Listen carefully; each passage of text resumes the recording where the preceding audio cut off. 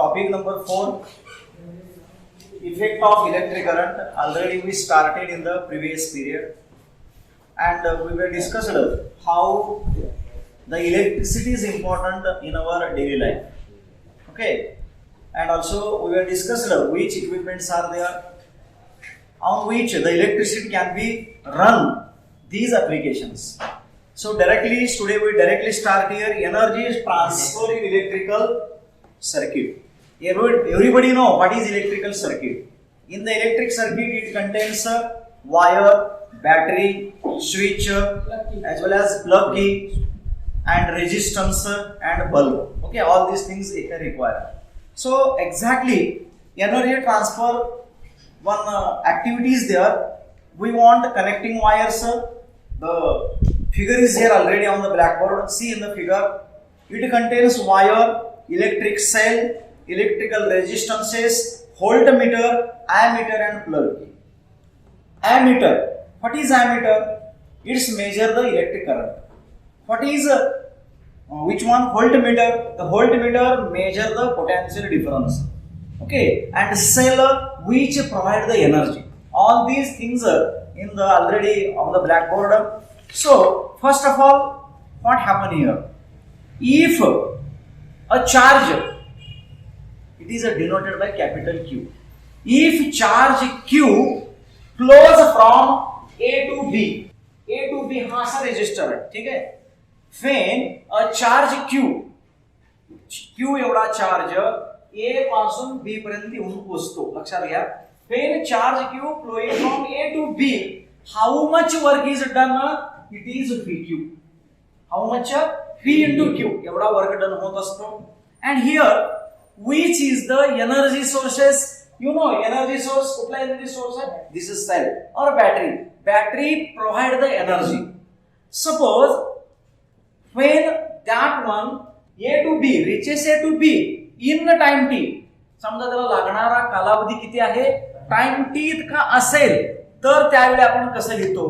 पहा आता, already we know पॉवरचं फॉर्म्युला आपल्याकडे आहे. Power is equal to work done upon T. Okay, work done upon T. And here we know what is work done, that is VQ. Work done किती होतोय? जेव्हा काय झालं इथं A to B एवढा चार्ज फ्लो झाला तेव्हा work done किती होतो? तर V into Q इतका होत असतो, लक्षात घ्या. V into Q इतका वर्क डन होत असतो. म्हणजेच work done VQ upon T. But we know what is current I बरोबर असा एक फॉर्म्युला आहे, Q upon T असा formula. Q upon T.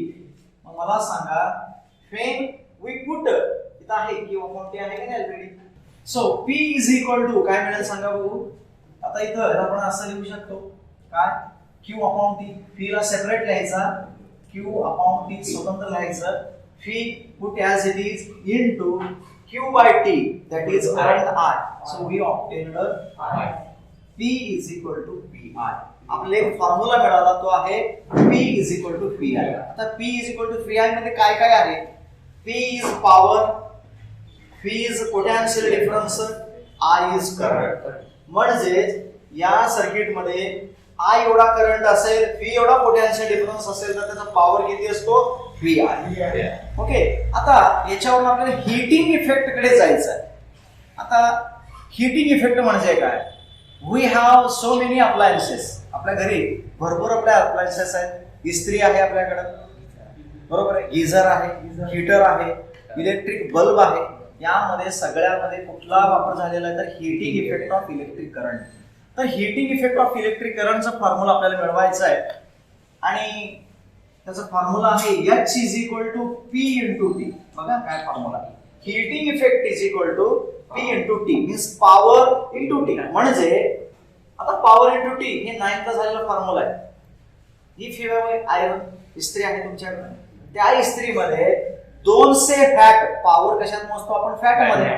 200 fat 2 तासासाठी जर प्रोव्हाइड केला तर किती हीट निर्माण होतो, लक्षात येतं?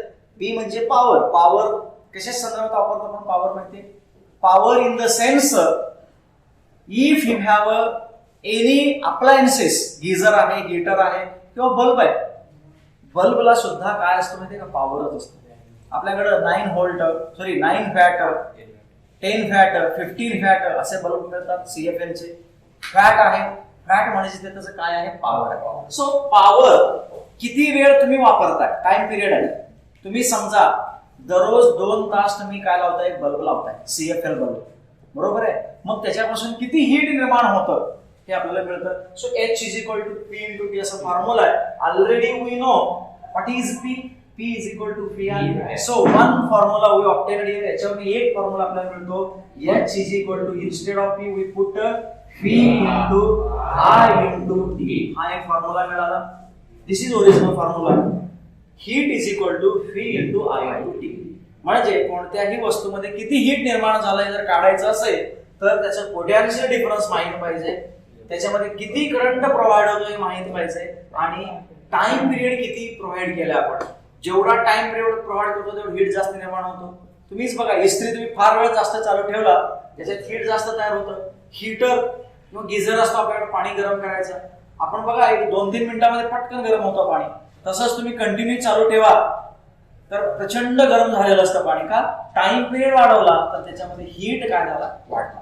तर हे झालं VIT, हा एक फॉर्म्युला. आता याच्यामध्ये अजून आपल्याला 2-3 फॉर्म्युले मिळतात. समजा तुम्हाला फक्त पोटेन्शियल डिफरन्स, करंट आणि टाइम एवढाच माहित असेल तर काढू शकतो. We have already one formula, ohm's law. आपल्याकडे फॉर्म्युला आहे, तो आहे ओहम्स लॉ. काल मी परवा बोललो, कुठला ओहम्स लॉ सांगा बघू. R is equal to V upon I असा फॉर्म्युला. ठीक आहे. आता इथं रेजिस्टन्स आलाय का या फॉर्म्युल्यामध्ये?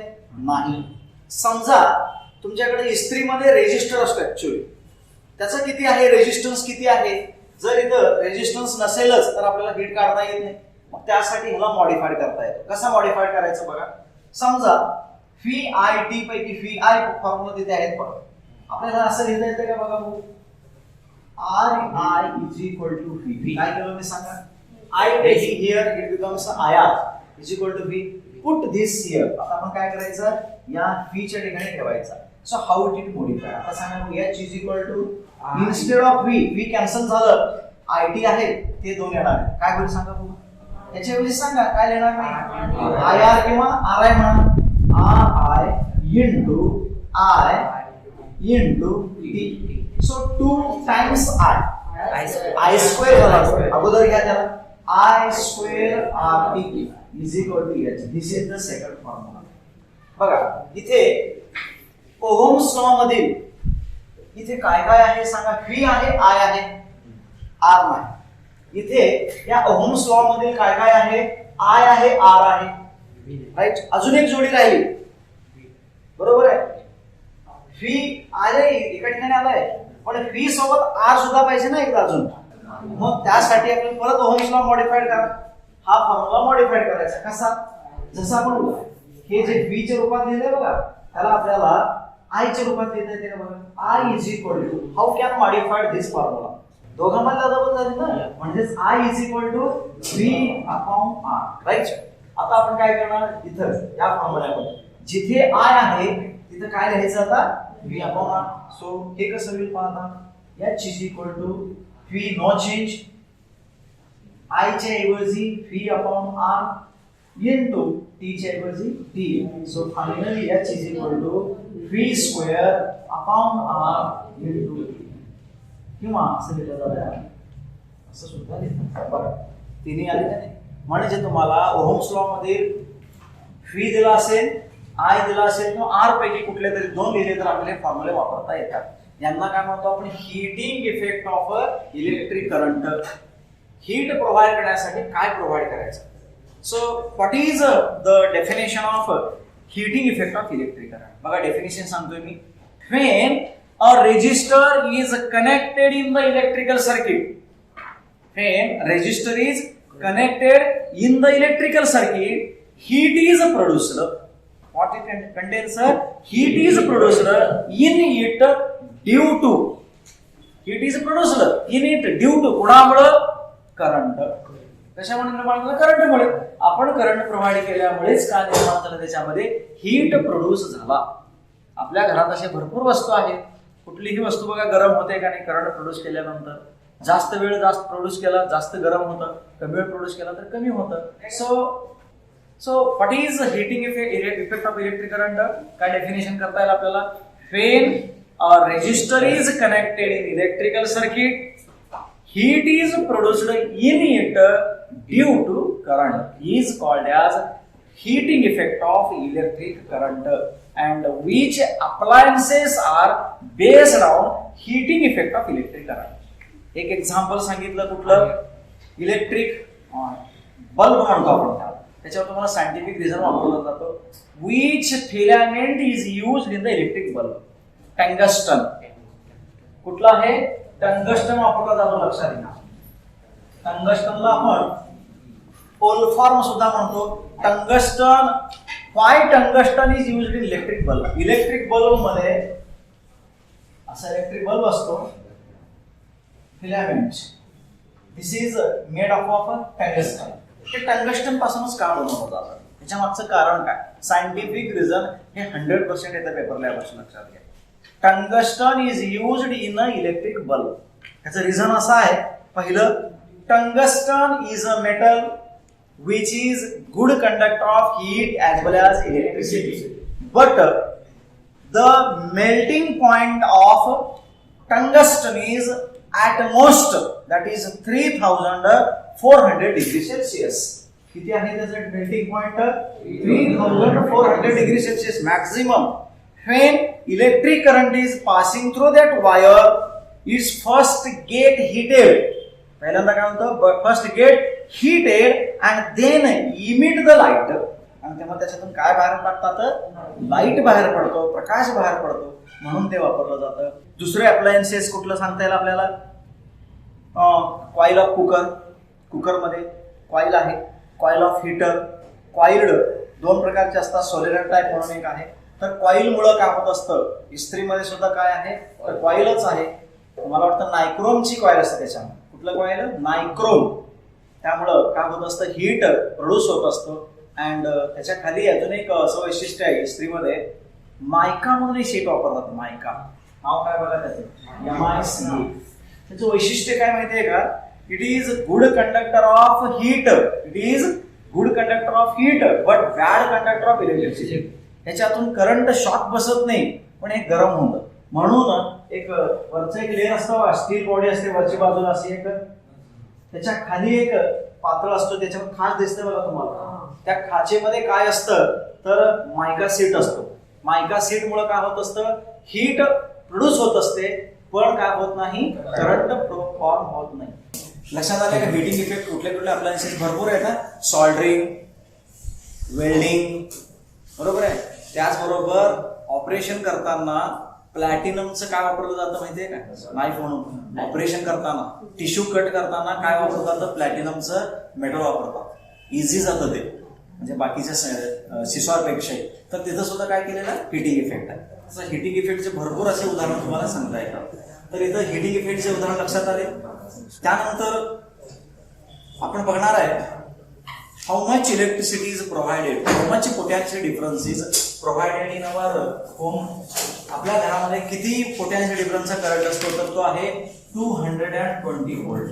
किती पोटॅन्शियल डिफरन्स असतो आपल्या घरात? 220 व्होल्ट असतो. लक्षात घ्या, त्याच्यामुळे जास्त नाहीये. बिहाइंड जास्त गेलं तर आपले सगळे घरातले काय होतील? जळून जातील. वायरी जळतील, टीव्ही सगळे खराब होतील, किंवा काय वस्तू असतील आपल्याचे सगळे खराब होत असतो. पोटेन्शियल डिफरन्स हे होममेड साठी किती आहे? होम अप्लायन्सेससाठी 220 व्होल्ट एवढा असतो. And everybody know it contains 3 wires. 3 wire असतात घरात. कुठले कुठले असतात माहितीये का? ते 3 वायर्सना नावं माहिती आहे का तुम्हाला? एक लाईव्ह वायर म्हणतो. There are 3 wires. One is live wire, दुसरा जो असतो त्याला काय म्हणतो आपण? Neutral wire. आणि तिसरा जो असतो त्याला काय म्हणतो? Earth wire. त्याला काय म्हणलं जातं? अर्थिंग वायर किंवा अर्थ वायर असं म्हटलं जातं. अर्थ वायर किंवा अर्थिंग वायर म्हणजे 3 प्लगचं असतं का नाही आपलं सॉकेट, त्यापैकी एक वरचं जे असतं ते लाईव्ह वायर आहे. 2 पैकी एक असतो न्यूट्रल आणि दुसरा असतो अर्थ. अर्थ मुळे काय फायदे होतात माहितीये का? What are the effects of good effects of earthing wire? If you have a fridge or any appliances which are made of a metallic material. मेटलचं बनलेलं आहे. And sometimes accidentally what happen, live wire and neutral wire और live wire bare होतो म्हणजेच का वरचं open निघून जातं and this directly come contact with metallic body. Metallic बॉडीच्या संपर्कात येतं, means current is flowing through that metallic body and so many times wire come contact with that metallic body. When you have to open the fridge, definitely your body is come contact, means your hand come contact with metallic body. If there is absence of earthing, you will get a severe shock. तुम्हाला एवढा प्रचंड धक्का बसतो, धक्का म्हणजे shock बसतो. कशामुळे जर अर्थिंग वायर नसेल तर तिथं. If there is earthing, whatever current is there, that current is going towards the earth. अर्थिंगचं काय काम आहे, जे करंट आहे ते सगळं करंट पृथ्वीमध्ये नेतं म्हणजे जमिनीत नेतं. You will get mild shock. तुम्हाला जाणवेल की शॉक बसला, पण कुठलीही धोका होणार नाही किंवा फटल म्हणतो आपण, जीवितहानी होणार नाही. काही वेळा इलेक्ट्रिसिटीमुळे प्रचंड प्रमाणात नुकसान होत असतं. बघा घरात आपण कुठलं तरी हँडल करत असतो, शॉक वगैरे बसतो, त्यावेळी आपण जर खाली लोखंडी वस्तू उभारलेलो असू, पाण्यात उभारलेला असो तर डेफिनेटली आपण जिवंत राहत नाही. का? पत्र्यावर पत्र्या मेटॅलिक मटेरियल उभारलं तर काय होतं, शॉक बसतो. पण जर अर्थिंग असेल तर आपला जीव वाचतो. सो इट कंटेन्स 3 वायर्स, लक्षात घ्या. ठीक आहे. तर ह्यानंतर 2 गोष्टी आहेत, एक आहे ओव्हरलोडिंग आणि दुसरा आहे short circuit. What is mean by overloading and short circuit, दोन्ही याच्या संदर्भातच आहे. ओव्हरलोडिंग आणि शॉर्ट सर्किट मध्ये काय फरक आहे, तुम्हाला डिफरन्स बिटवीन सुद्धा काही वेळा येतो. व्हॉट इज ओव्हरलोडिंग आणि दुसरा शब्द आहे शॉर्ट सर्किट. काय फरक आहे दोघांमध्ये? ओव्हरलोडिंग म्हणजे बघा, when so many appliances run simultaneously beyond the limit current is flowing through the circuit. This situation is called as a overloading. एकाच वेळी अनेक ऍप्लिकेशन जर चालू केलात घरात तर ओव्हरलोडिंग होतो. And due to that the wire catches the fire and some inflammable material is nearby. त्याच्याजवळ जर कुठल्या तरी इनफ्लेमेबल मटेरियल असेल, रॉकेल, पेट्रोल किंवा केरोसिन किंवा कॉटन, असे कापड, आपल्या घरातले कपडे असे जर त्याच्याजवळ असतील तर ठिणगीमुळे काय होतं, आग पेटते आणि वाढतं. त्याला आपण म्हणतो ओव्हरलोडिंग. हाऊ टू मिनिमाइज और अवॉइड द ओव्हरलोड. मिनिमाइज म्हणता येत नाही, आपल्याला अवॉइड करता येतं. ओव्हरलोडिंग कसं थांबवता येतं, साधं सरळ, ज्याच्यामुळे चुका होतं ते टाळायचं. काय करतो आपण, do not run the all the appliances at same time. एकाच वेळी सगळे अप्लायन्सेस चालू करू नका. आपण काय काय चालू करतो, एक फॅन असतो, एक लाईट असतं आणि फ्रीज हे चालू असतं कंटिन्युअसली घरात. पण आपण काय करतो, 2-3 मोटार्स किंवा सगळेच फॅन किंवा असं काहीतरी वेगळंच परत चार्जिंग तेवढं करंट, एसी, बोर, अगदी बरोबर आहे. घरात बोर असेल तर बोर, बरोबर आहे. असे एकदा सगळे चालू केले तर काय होतं, ओव्हरलोडिंग होऊ शकतं. दुसरं शॉर्ट सर्किट कशाला म्हणायचं, आता काय आयडिया, शॉर्ट सर्किट कशाला म्हणायचं? Very good. There are two wires, live wire and neutral wire.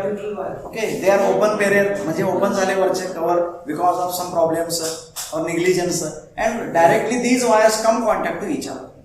Live wire come contact to neutral. Actually they are always come contact to each other, but there is a, त्याच्यावर काय असतो, already plastic असतं which is a bad conductor of electricity. But if that plastic is removed, plastic निघून गेलेलं आहे, दोन्ही open झालेले आहेत, then they are come contact to each other, what will happen? Short circuit occurs. Again the same things occurs. Behind the permissible limit, current is flowing through the circuit. 200 volt, 220 volt आपलं ठरलेलं आहे. 220 volt पेक्षाही जास्त current potential difference काय होण्यास सुरुवात होतं, त्या सर्किट मधून प्रवाहित होतो. आणि त्यावेळी परत काय होतं, आपलं ठरलेलं आहे, वायर्स काय होतात, जळतात आणि त्याच्याबरोबर सगळीकडे आग पसरते. कशामुळं, जर तिथे इनफ्लेमेबल मटेरियल असेल तर. दोन्हीमुळं नुकसानच होतं. So how to avoid the short circuit. Short circuit कसं अवॉइड करता येतं, चेक द वायर पिरियॉडिकली. आपले वायर्स समजा चेक केला असतो, दोन्ही ओपन आहे, सोडून द्यायचं का, check and replace it. Okay, check करणे आणि रिप्लेस करणे आपलं काम आहे. वारंवार, कारण की कशामुळं तर इथं काय फिरत असतात उंदीर वगैरे स्पेशली, त्यामुळे ते कुरतडण्यामुळे त्यांचं ओपन होतात आणि ते कॉन्टॅक्टमध्ये येऊन धोकादायक स्थिती असते. सो पिरियडिकली 6 महिन्यातून वगैरे आपण रेग्युलरली काय केलं पाहिजे, चेक करणं गरजेचं आहे. तर हे 2 महत्वाचे होते. एक होता शॉर्ट सर्किट आणि दुसरा होता ओव्हरलोडिंग. आणि फ्यूज सगळ्यांनाच माहित आहे. Fuse anybody know fuse? Fuse एक सांगायची लक्षात तुम्हाला सुरुवातीला सांगताना मी बोललो होतो, heating effect of electric current मध्ये फ्यूज सुद्धा हिटिंग इफेक्टवरच डिपेंड करतो, पण त्याचं वैशिष्ट्य वेगळं आहे. कोणाच्या टंगस्टन मध्ये हाय मेल्टिंग पॉइंट असतं त्याचं, त्यामुळे ते मेल्ट होत नाही, म्हणून तिथं आपण वापरतोय. फ्यूज मध्ये उलट आहे. Fuse is one of alloy. तो एलॉय आहे, लीडचं एलॉय आहे.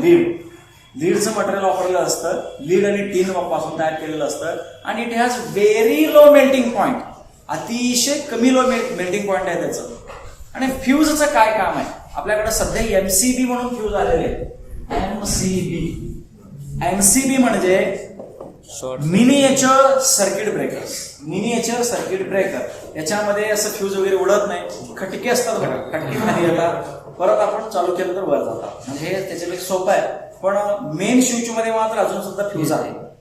फ्यूज असतो. फ्यूज म्हणजे जसं वायर असतं बघितलं असेल, पातळ असे तार असते, लीड आणि टीनचं मिक्सिंग असलेलं, त्याचं मेल्टिंग पण फार कमी असतं.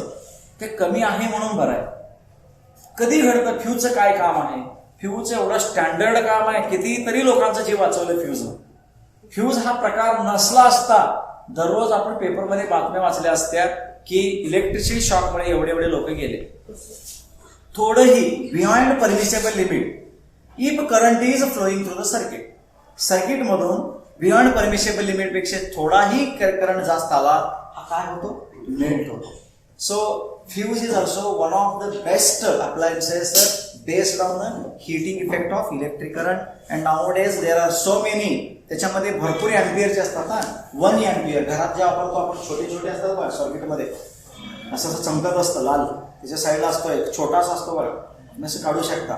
तर ते आहे 1 ampere, half ampere, 5 ampere, 10 ampere असे त्याच्या किती करंट फ्लो होत असतो त्याप्रमाणे त्यांचे फ्यूज वापरले जातात. तर फ्यूज हा सुद्धा हिटिंग इफेक्ट वाचायचा आहे. असे भरपूर अप्लायन्सेसवर हिटिंग इफेक्टवर आहे. तर इथंपर्यंतचा भाग संपलेला आहे. उद्या आपण पुढच्या तासाला पण तुम्हीच येणार आहे. मग उद्या त्या तासाला आपण गणित बघूया. गणित पाहून पुढचं आपण कंटिन्यू करू.